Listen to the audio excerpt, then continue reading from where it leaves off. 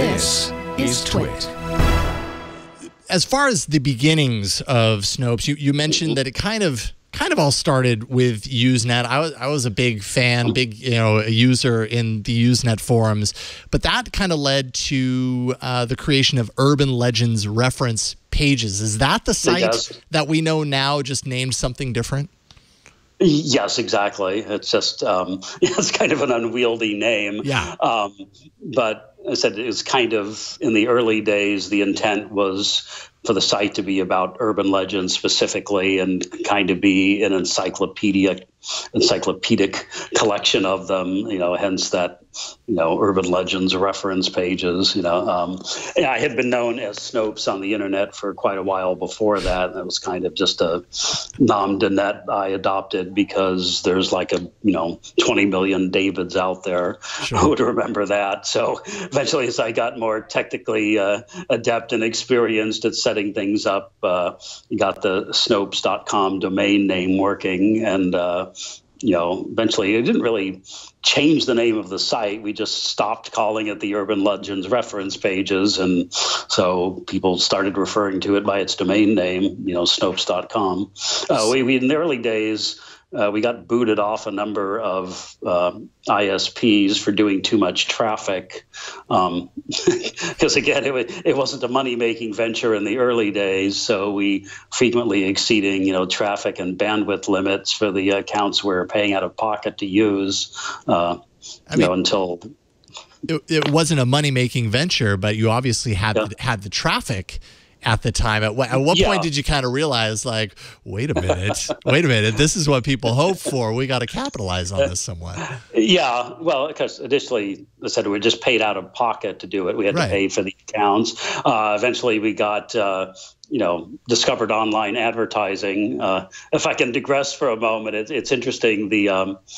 When we first got online advertising, I went to the mail one day and picked up the mail, and I opened this envelope, and there was a check for $16 from a return address that I didn't recognize. And I was thinking, who would send me $16 and why? And then I eventually made the connection, that's for the advertising that I put on the site weeks and weeks ago, possibly months ago. And I think the battery just died. Okay. I think maybe the battery just died. We just lost you there for a second. No, that was the incoming call. Sorry. That was an incoming call. Okay, sorry.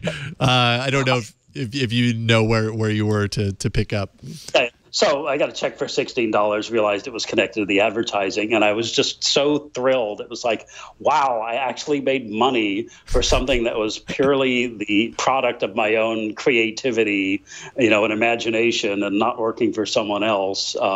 So things kind of ramped up slowly. It's like, initially, okay, we made enough money to cover the costs of operating the site. Then it was like, okay, a little bit of money beyond that, enough to take a weekend away once every few months or something. And eventually it progressed to the point where, okay, we can now splurge and actually have our own server, run our site on its own server, not get kicked off for doing too much traffic. One case we got kicked off because we had a category called sex, and the owner of the ISP objected to that. Right.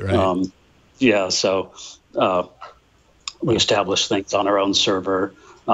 Even then, the cost of the server was one thing, paying for the bandwidth was another. But